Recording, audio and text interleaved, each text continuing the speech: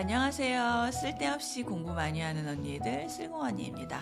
저는 여러분의 글로벌 경제 감각을 관리해드리는 정관리입니다. 안녕하세요. 저는 여러분과 함께 경제 공부하는 최열정입니다. 네, 쓸공님들 2024년 새해 첫 달 잘 보내고 계시죠? 네. 쓸공님들 신년 계획들 잘 실천하고 계시리라 믿어요. 작심삼일인데 저희는 끝까지 해보자고요. 네. 자, 우리 지난 시간에 영국 디 이코노미스트에서 발표한 2024년 글로벌 이슈 10개 중에 첫 번째부터 5번째까지 알아봤었잖아요. 맞아요. 네. 키워드만 말씀드리면 세계의 선거, 미국의 대선, 유럽의 우크라이나 원조, 중동 지역의 분쟁, 다극화 현상 이렇게 5가지였죠. 맞아요. 좀 내용이 분쟁 이런 얘기가 많아가지고 걱정스러운 부분이 없지 않아 있었거든요. 맞아요. 자, 오늘은 나머지 5개를 살펴봐요. 좋은 내용이었으면 좋겠네요. 희망찬네요. 그러게요. 네. 자, 6번째 이슈. 이것도 그렇게 좋은 이슈는 아닙니다. 미안해요. 네. 2차 냉전입니다. 2차 냉전. 네. 1차 냉전이 이제 미국과 구소련 사이의 냉전이었잖아요. 네. 그러면 또 다른 냉전, 2차 냉전이 있을 거라는 이야기네요. 네. 그렇다면 이제 지금은 양강 구도가 미국과 중국이니까 네. 미국과 중국 사이의 냉전일까요? 예, 맞습니다. 자, 앞에서도 말씀을 드렸지만 중국이 이제 성장률이 둔화되면서 힘이 많이 약해졌죠. 그렇죠. 예, 그렇게 많이 만들고 많이 쓰던 거인이 이제 지쳤죠. 네. 그 중국이라는 거인이 힘이 한창 좋았을 때는 네. 지난 무역 전쟁 때처럼 미국과 치열한 핫워, 뜨거운 전쟁을 벌였죠. 그렇죠. 예, 열전. 하지만 이 거인의 힘이 약해진 2024년에는 네. 조용한 콜드워, 냉전을 할 것이다. 그렇구나. 예, 이런 예상이에요. 지난 몇 년간은 네. 미국과 중국이 이제 대놓고 막 치열하게 싸웠잖아요. 네. 그랬다면 이제 2024년에는 네. 조용하게 보이지 않게 네. 그렇게 싸울 거라는 이야기네요. 맞아요. 아무리 이제 중국의 힘이 약해졌다 해도 네. 여전히 거인은 거인이기 때문에 그쵸. 미국에 대한 견제를 늦추지 않을 거다. 그리고 미국 또한 중국을 계속해서 견제할 거고요. 끝나지는 않을 거다, 이 전쟁이. 네. 그렇다면 이 2차 냉전은 어떤 방향으로 흘러가? 네, 저 2차 냉전은 앞으로 여러 가지 면모를 보이겠지만 네. 이 기사에 따르면 미국과 중국이 서로 남반구 국가들과 친해지기 위해 다툴 것이라고 합니다. 남반구 국가들이요? 네. 유럽이 중국 의존도를 줄여나가고 있잖아요. 네. 자, 유럽이 여러 방면에서 경제적으로 중국과 많이 얽혀 있었었죠. 자, 이제 그 인연을 조금씩 끊어내고 있는 거죠. 네. 자, 그러면 중국이 가만히 있을까요? 가만히 안 있죠. 네. 새로운 어떤 인연을 찾겠죠. 맞아요. 그죠? 네. 그래서 이제 중국이 남반구에 있는 국가들에게 더 적극적으로 접근할 것이라고 합니다. 미국 제하고 유럽 제하고 나면 이제 남반구가 남으니까. 그쵸. 자, 남반구에 있는 국가들은 아프리카, 남아메리카, 네. 오세아니아 같은 곳들이죠. 네네. 더군다나 이 남반구 국가들, 우리 57화 광물자원 전쟁에서도 이야기했었지만 네. 이 국가들이 전기 배터리의 원료인 리튬, 니켈, 코발트 같은 그린 에너지 자원 매장량이 풍부한 나라들이에요. 맞아요. 기억나요. 저도. 남반구 국가들이 자원 확보 차원에서 굉장히 탐나는 나라들인 거예요. 근데 중국이 이런 이제 자원을 많이 보유한 네. 남반구 나라들과 친해지려고 한다면 네. 미국이 가만히 있지 않을 것 같은데요? 예, 맞아요. 냉전이잖아요. 그치. 그죠? 우리 그 미국과 구소련 시절의 냉전 기억나시나요? 저 그때 사람인가? 물론 우리가 냉전 시대의 성장을 완전 네. 어릴 때 성장을 했지. 그치. 그죠? 우리가 초등학교 때인 1991년 그 냉전이 끝났죠. 그래서 잘 기억은 안 나요. 그죠? 너무 어릴 때라. 네. 근데 저는 어렸는데도 그때부터 뉴스를 좋아했나 봐. 저는 기억이 나요. 네. 이 9시 뉴스에 맨날 레이건과 고르바초프가 나왔었어. 나 고르바초프는 진짜 기억난다. 그죠? 그래서 이제 그 당시에 마치 전 세계가 누가 구소련 편이고 누가 미국 편인지 편가르기를 하는 분위기였잖아요. 맞아요. 네.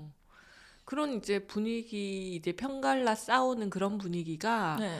2024년부터 다시 이제 재현될 수도 있다고 하니까 좀 걱정은 되네요. 마음이 편하지가 않아요. 그렇죠. 이 마치 옛날 1차 냉전 때 미국과 구소련이 세력 다툼을 해서 그 세력 다툼 속에 우리 한반도도 분단이 된 거 아닙니까? 맞아요. 그죠?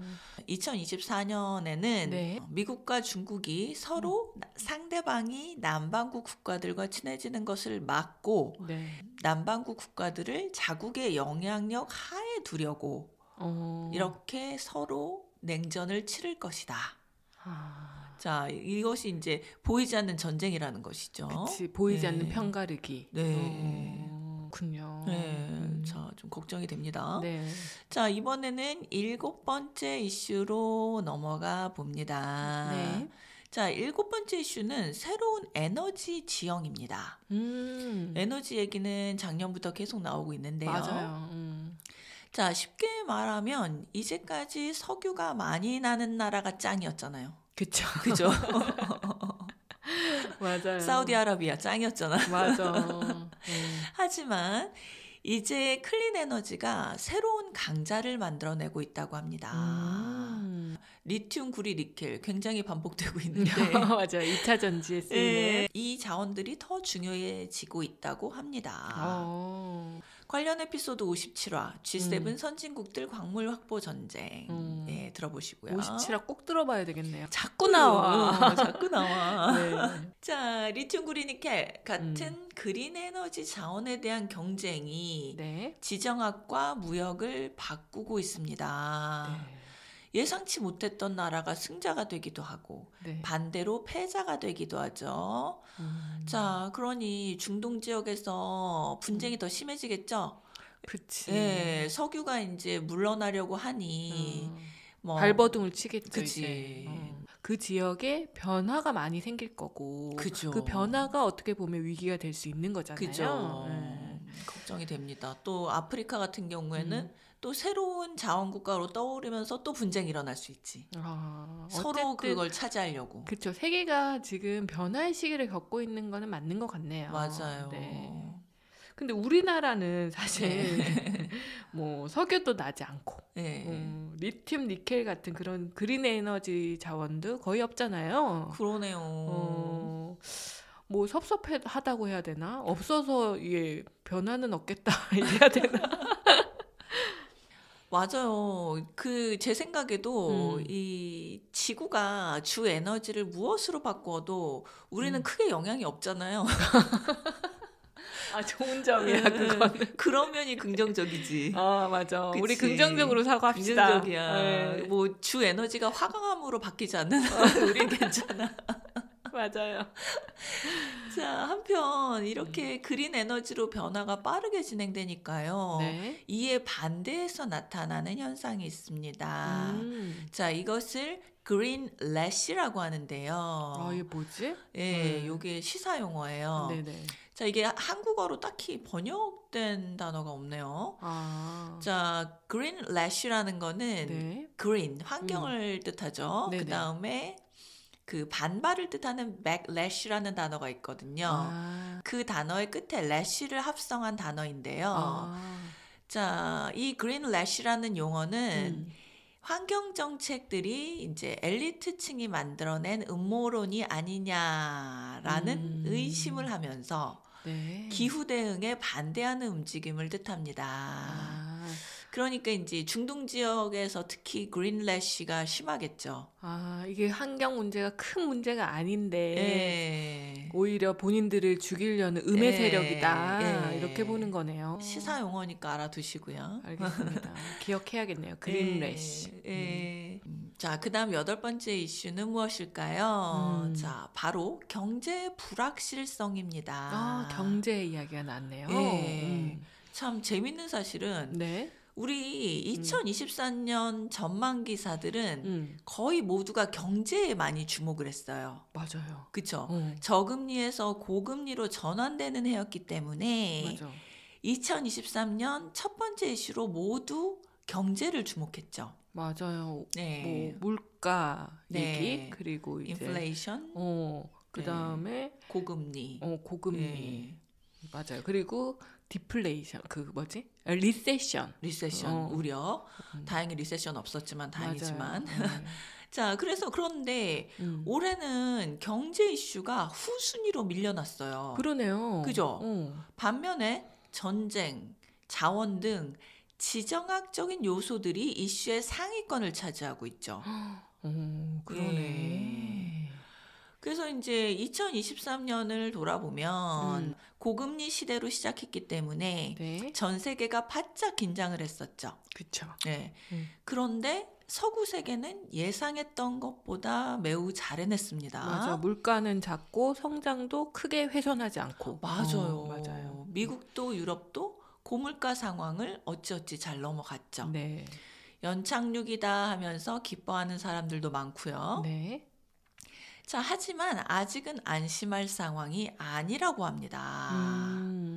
자, 물론 서구의 세계 중앙은행들 있죠. 네. 중앙은행들이 이자율을 더 이상은 올리지 않을 것이다 라는 예상이 지배적이기는 한데요. 네. 자, 그러나 이 기사에 따르면 서구 세계의 경우 이자율이 조금은 더 높아지고 이 높아진 이자율이 오래 갈 것이다 라는 예상이 있어요. higher and longer라고 표현하더라고요. 그 제 에피소드 그 77화에 2024년까지 이어지는 돈의 흐름 편에서 제가 머니 트렌드 2024년 책을 소개를 했잖아요. 그때도 이제 우리나라의 경우에도 그 중금리 시대가 지속될 것이다 라고 말을 했었는데 우리나라와 서구 세계가 약간의 차이는 있네요. 그죠? 전망의 차이가 있죠. 미국 및 유럽이 이자율을 조정하면 이제 거기에 발맞춰서 조정을 하잖아요. 그쵸. 그러니까 그것도 조금은 참고를 해야 될 상황인 것 같아요. 맞아요. 그죠? 자, 그래서 이제 2023년에는 저는 개인적으로 유럽 사람들한테 좀 놀랐어요. 왜요? 그 러시아가 천연가스 공급을 중단했었잖아요. 그쵸. 그럴 때 이제 와, 저 사람들 괜찮을까? 맞아. 그죠? 이 유럽 사람들 잘 살던 사람들인데 저는 어떻게 생각했냐면 이 마치 부잣집 응석바지 도련님이 갑자기 집이 이제 몰락했어. 집안 경제가. 그러면 막 되게 힘들어하고 막 그런 모습을 상상했는데 전기가 갑자기 끊겨. 와, 그런데 아니더라. 전기 난방 에너지를 막 아껴가면서 전 세계에 보란 듯이 큰 문제 없이 지나갔죠. 맞아요. 물론 이제 하늘이 도와서 유럽의 겨울이 크게 춥지 않았던 것도 도움이 되기는 했지만요. 그렇죠. 근데 뭐 생각해보면 유럽 사람들이 요즘은 응석바지 같이 이제 부잣집 도련님이지만 이분들이 세계 1, 2차 대전 다 겪고 그렇게 살아남은 사람들이잖아요. 맞아요. 이분들도 맷집이라고 해야 하나? 그런 이제 대처하는 힘이 좀 있을 것 같긴 해요. 그 옛날에 얘기 들으니까 생각나는데 이제 저 옛날에 같이 뭐 일을 했었던 네덜란드 분이 있었어요. 네덜란드가 독일의 침략을 받았었잖아요. 그렇죠. 그래가지고 그분 할머니가 그때 생각 때문에 집에 가면은 맨날 캔 음식을 그렇게 창고에다 쌓아두신대요. 아, 저장 음식? 그때 그 못 먹었던 기억이 있어요. 전쟁 때. 맞아. 그리고 막 아직도 독일 사람들의 그 군합발 소리가 악몽을 꾸면 난다고 막 그런 얘기를 하시더라고요. 얼마 안 됐어요, 생각해보면. 생각해보면 저는 친할머니가 얘기하셨다니까요. 6.25 때. 그래. 그 폭탄 소리 펑펑 터지면서 맞아요. 그거 들으면서 잤다고. 이게 우리는 평화의 세계가 되게 익숙하잖아요. 근데 진짜 전쟁이 일어났던 그 시기가 굉장히 얼마 전이고, 맞아요. 그 위기가 또 지금 또 세대에는 또 위기감을 좀 느끼고 있는 것 같고 그러네요. 잊으면 안 됩니다. 네. 자, 뭐 유럽인들이 이제 추위를 견뎌낸 것처럼, 네. 자, 미국도 인플레이션을 불황 없이 잘 넘어갔어요. 2023년. 네. 아, 진짜 대단한 나라야. 자, 그래서 2024년도 그렇게 강대국들이 좀 잘 넘어갔으면 좋겠어요.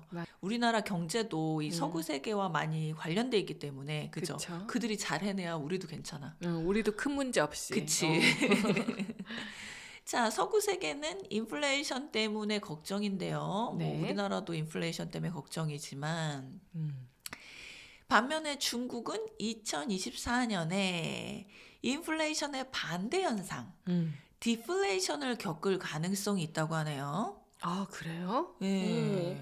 뭐 최근에 몇 년은 우리가 항상 인플레이션 걱정만 해가지고 디플레이션 개념은 생소하신 실공님들도 계실 것 같은데. 예, 맞아요. 네. 인플레이션은 막 확장되는 거고, 네. 디플레이션은 수축하는 거죠. 맞아, 일본 생각하면 되지, 그죠? 네, 제페니피케이션이라고도 하는데. 맞아요. 자, 디플레이션은 쉽게 말하면 물가가 하락하는 현상이에요. 네. 디플레이션은 좋은 디플레이션과 나쁜 디플레이션이 있는데요. 네. 좋은 디플레이션은 생산성이 받침이 되어 물건 가격이 내려가는 현상이에요. 우리 예를 들어보면은 우리 어렸을 때 오리털 패딩 하나 사려면 얼마나 비쌌어요. 그치. 1년에 한 개 사면 몇 년 입었지. 비싸서. 맞아요. 근데 요새 얼마나 싸요. 막 길거리 막 가판대에 막 맞아요. 널려 있잖아. 10만 원도 안 하더라고요. 그죠. 그러니까 이 생산성이 받침이 돼서 물건의 가격이 내려가는 좋은 현상. 이게 좋은 디플레이션이에요. 네네. 자, 그런데 기사에서 말하는 중국의 디플레이션 같은 경우 나쁜 디플레이션인데요. 수요가 감소해서 물건들의 가격이 내려간다는 거죠. 그래서 디플레이션은 경기 침체로 이어지고요. 자, 아까 우리 열정 씨도 말씀하셨지만 제페니피케이션, 일본이 겪었던 일을 중국이 겪을 수 있다. 중국 사람들이 돈을 안 쓸 수도 있다 이런 얘기네요. 그죠. 구매력이 많이 감소하는 거죠. 왜냐하면 부동산 위기가 왔고 맞아. 경제가 전반적으로 좋지 않으니까. 그래서 이제 왜 언론들에서 하는 말은 중국이 이제 경기 부양책을 화끈한 걸 내놔야 되는데 좋고 화끈한 거. 그러면 이 디플레이션에서 벗어날 수 있을 텐데 이제 중국이 좀 너무 또 독재잖아요. 막 최근에는 뭐 제로 코비드 정책 같은 것이나 그다음에 테크 기업 탄압 이런 거 보면 아, 이렇게 나라를 통치하는 나라가 얼마나 좋은 경기 부양책을 낼 수 있을 것인가. 그러게. 네, 걱정이 된다고 합니다. 근데 이게 중국 디플레이션 같은 경우에는 우리나라에서도 주의 깊게 봐야 되는 게 그쵸. 바로 옆 나라잖아요. 그죠. 그러니까 영향이 없을 수는 없거든요. 그죠. 그래서 이런 것 때문에 유럽이 자꾸 중국하고 앞에 이슈, 우리 지난번 이슈에서 유럽이 중국하고 인연 끊고 있다 그랬잖아요. 맞아요. 이런 것 때문에 대중국 수출이나 수입을 자꾸 줄여나가려고 하는 거예요. 막 역시 우리나라 역시 중국 의존도를 줄이려고 많이 노력하고 있죠. 맞아요. 불확실성 때문에. 다음은 9번째 이슈입니다. 네. 자, AI의 현실화인데요. 그 인공지능. 인공지능 이슈는 근래 이제 쓸공 언니에서도 자주 다뤘었잖아요. 그렇죠. 76화랑 78화. 우리 인류가 AI를 대하는 4가지 태도. 요거 관련해서 저희가 방송을 준비했었으니까 연결해서 들어보시면 좋을 것 같네요. 맞아요. 자, 그래서 이제 점점 더 많은 기업들이 AI를 채택하고 있고, 자, 엔지니어들도 AI를 계속 발전시켜 나가고 있죠. 맞아요. 요즘 이 뉴욕타임즈나 뭐 많은 외국 언론들 매일 AI 기사가 나오고 있어요. 맞아요.